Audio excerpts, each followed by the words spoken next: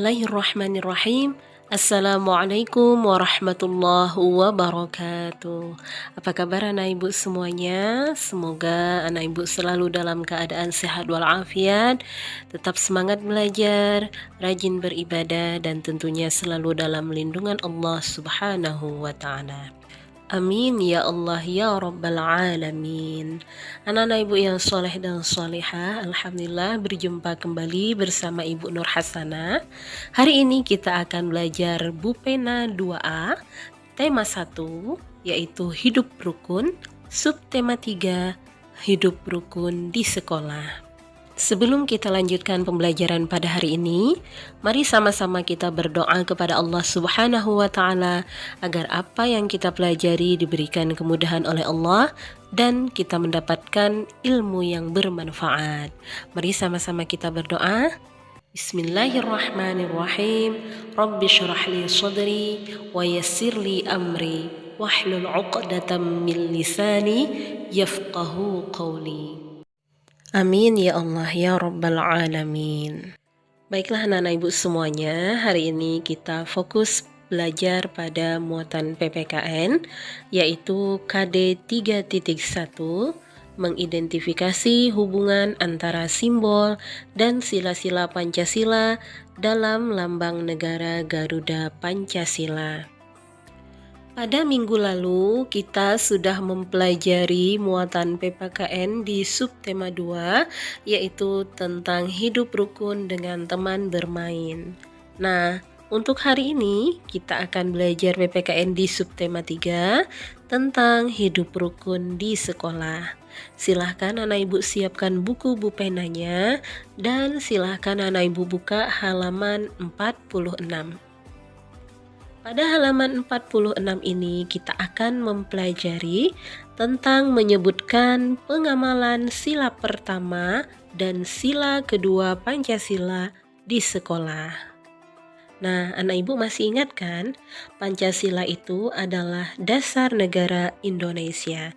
Dan ibu yakin anak ibu juga sudah hafal bunyi-bunyi sila baik dari sila pertama sampai sila kelima Pancasila. Baiklah anak-anak ibu semuanya, sekarang kita masuk pada contoh pengamalan sila pertama Pancasila di sekolah. Yang pertama adalah mempersilahkan teman yang akan beribadah.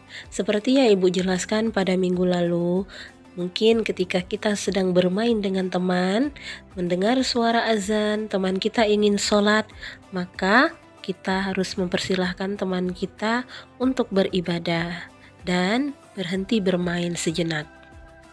Contoh selanjutnya adalah berdoa bersama sebelum belajar di kelas. Nah, sewaktu anak ibu tatap muka sekolahnya, sebelum kita belajar daring, tentunya sebelum memulai pelajaran pasti diawali dengan berdoa terlebih dahulu bersama teman-temannya. Nah, sekarang walaupun kita tidak bisa lagi belajar tatap muka, masih belajar secara daring, anak ibu juga sebelum belajar bersama ayah bunda di rumah harus diawali dengan berdoa. Tujuannya adalah supaya apa yang anak ibu pelajari diberikan kemudahan oleh Allah dan nantinya akan menjadi ilmu yang bermanfaat. Mungkin nanti suatu saat anak ibu ada juga yang menjadi guru, bisa mengajarkan ilmu kepada anak-anak didiknya. Seperti Ibu Nur Hasanah sekarang. Dulu ibu cita-citanya menjadi guru. Alhamdulillah Allah kabulkan sehingga ibu bisa mengajarkan ilmu ibu kepada anak-anak ibu semua, sehingga yang tadinya anak-anak ibu tidak tahu tentang pengamalan sila dan lain sebagainya, setelah belajar, sekarang anak ibu semua menjadi faham dan tahu tentang pengamalan sila Pancasila, baik itu di rumah, di tempat bermain, dan juga di sekolah. Anak-anak ibu yang soleh dan solehah, kita lanjutkan kembali yaitu contoh pengamalan sila kedua Pancasila di sekolah. Yang pertama yaitu menggunakan bahasa yang santun saat berbicara dengan guru. Nah, saat berbicara dengan guru, kita harus menggunakan bahasa yang sopan, yang lemah lembut, tidak boleh berkata kasar. Karena guru itu adalah orang tua anak ibu ketika di sekolah. Nah, kalau di rumah ayah dan bundanya sebagai orang tua anak ibu. Kalau di sekolah adalah majelis guru, ya. Taat pada guru termasuk salah satu akhlak terpuji dan salah satu kunci anak ibu bisa mendapatkan barokah atau ilmu yang bermanfaat. Contoh yang kedua adalah menolong teman yang mengalami kesulitan. Contohnya, apabila melihat teman kita terjatuh, kita harus segera menolongnya dan kita tidak boleh menertawakannya ataupun mengejeknya. Selanjutnya pada halaman 53 yaitu menyebutkan pengamalan sila ketiga Pancasila di sekolah. Di antaranya yaitu bermain dengan teman dari berbagai suku bangsa. Nah, bermain dengan teman tanpa membedakan dari mana asal mereka dan suku mereka. Kemudian yang kedua, menyaksikan tarian Indonesia. Contohnya kalau kita di Batam, yaitu tari persembahan yang sering kita lihat ketika ada acara-acara besar seperti musabaqah tilawatil Quran dan lain-lain. Yang ketiga, menggunakan produk dalam negeri. Salah satu contohnya adalah menggunakan kain batik sebagai pakaian tradisional Republik Indonesia. Kemudian pada halaman 55 menyebutkan pengamalan sila keempat dan kelima Pancasila di sekolah. Contoh pengamalan sila keempat di sekolah diantaranya adalah bermusyawarah saat berdiskusi.